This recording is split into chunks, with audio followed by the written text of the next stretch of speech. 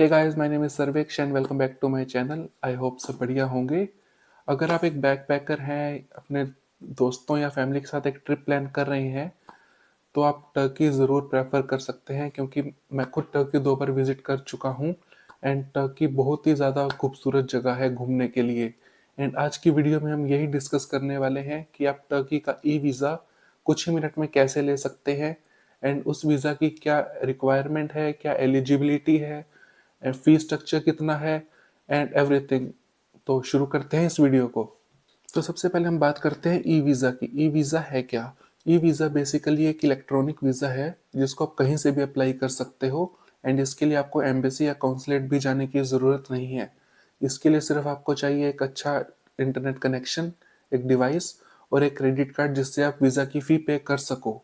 And अगर आप e visa के लिए एलिजिबल हो तो आई वुड डेफिनेटली रिकमेंड कि आप ई वीज़ा ही अप्लाई करो क्योंकि ई वीज़ा स्टिकर वीज़ा के कंपैरिजन काफ़ी सस्ता है, इसका प्रोसेसिंग टाइम भी कम है एंड एम्बेसी में अप्लाई करने से काफ़ी इजी प्रोसेस है इसका। तो अगर आप टर्की का ई वीज़ा अप्लाई करना चाहते हो तो टर्की गवर्नमेंट की एक ऑफिशियल वेबसाइट है evisa.gov.tr। आप इस पे जाके अप्लाई कर सकते हो। बट टर्की ई वीज़ा के लिए हर कोई एलिजिबल नहीं है, ये वीज़ा हर किसी के लिए नहीं है। तो शुरुआत करते हैं सबसे पहले इस वीज़ा की एलिजिबिलिटी के बारे में।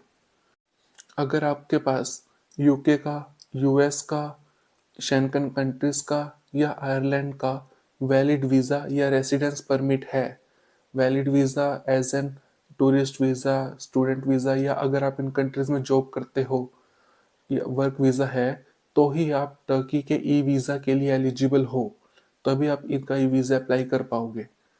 सेकंड डॉक्यूमेंट क्या क्या चाहिए हमें ई वीज़ा अप्लाई करने के लिए? डॉक्यूमेंट बेसिकली हमें कुछ भी नहीं चाहिए, हमें कोई डॉक्यूमेंट अपलोड नहीं करना होता।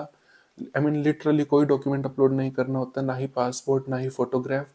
इसका सिर्फ एक बेसिक सिंपल सा फॉर्म है, हमें एक फॉर्म फिल करना होता है एंड एलिजिबल वीज़ा जो मैंने अभी आपको बताया यूके, यूएस या शेंगन कंट्रीज, उसका वीज़ा नंबर डालना होता है। थर्ड, वीज़ा की fees.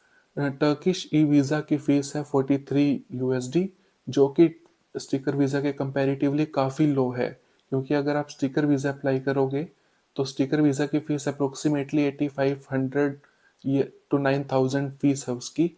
But stick e visa की फ़ीस सिर्फ 43 यूएसडी है, जो कि इंडियन करेंसी के इक्विवेलेंट है 3500 रुपीज़ समथिंग, जो कि काफ़ी लो है। फोर्थ, इस वीज़ा की ड्यूरेशन एंड वैलिडिटी। इस वीज़ा की वैलिडिटी 6 मंथ की होती है। जब भी आप अप्लाई करते हो जिस भी डेट से, उस डेट से ये वीज़ा आपको 6 महीने तक मिलता है। बट ड्यूरेशन इस वीज़ा पे आप सिर्फ 30 डेज ही रह सकते हो और वो भी सिंगल एंट्री वीज़ा मिलेगा आपको ये। तो ये थी वीज़ा की कुछ बेसिक रिक्वायरमेंट और बेसिक डिटेल्स। अब हम चलते हैं कंप्यूटर स्क्रीन पे कि अगर आपको ये वीज़ा अप्लाई करना हो तो आप कैसे कर सकते हो। तो ये है टर्किश गवर्नमेंट की ऑफिशियल वेबसाइट जहाँ से आप ई वीज़ा अप्लाई कर सकते हो। इस वेबसाइट का लिंक मैं आपको डिस्क्रिप्शन में भी दे दूंगा।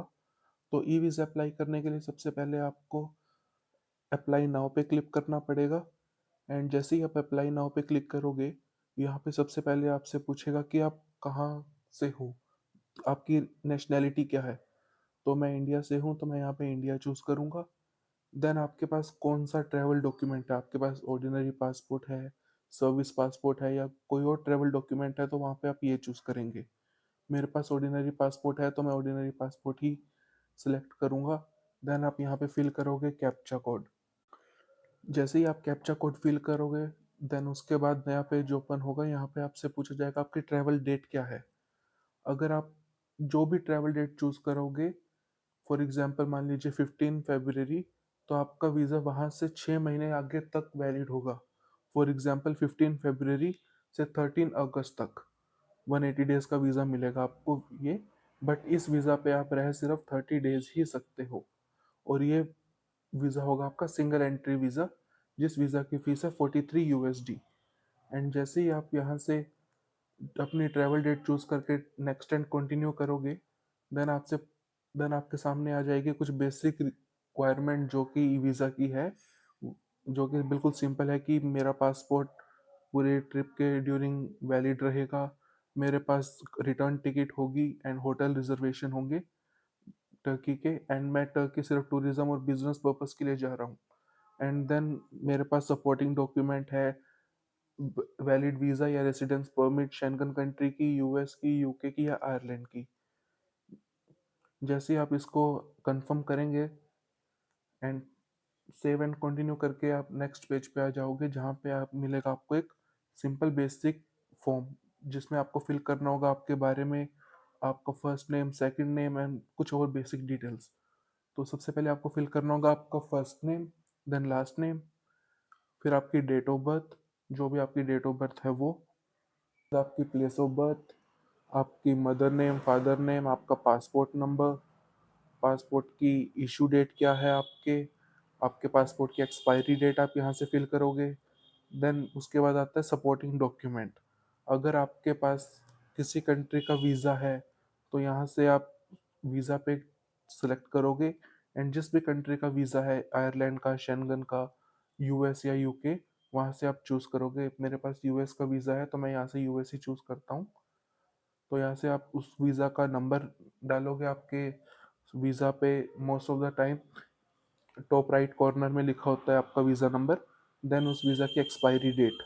यहाँ पे फिर आप डालोगे अपनी ईमेल आईडी क्या है, आपकी फ़ोन नंबर और आपका परमानेंट एड्रेस। उसके बाद अगर आपके पास किसी कंट्री की रेजिडेंस परमिट है तो आप यहाँ से रेजिडेंस परमिट चूज़ करोगे, एंड देन आप यहाँ से चूज़ करोगे कि आपके पास किस कंट्री की रेजिडेंस परमिट है।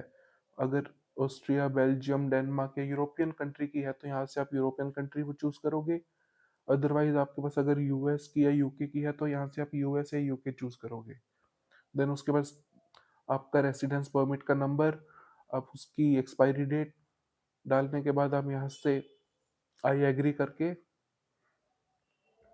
जैसे आप आई एग्री करोगे यहाँ पे वही कुछ बेसिक डिटेल आ जाएगी कि वीज़ा ऑफिसर के पास राइट है आपका वीज़ा देना या नहीं देना।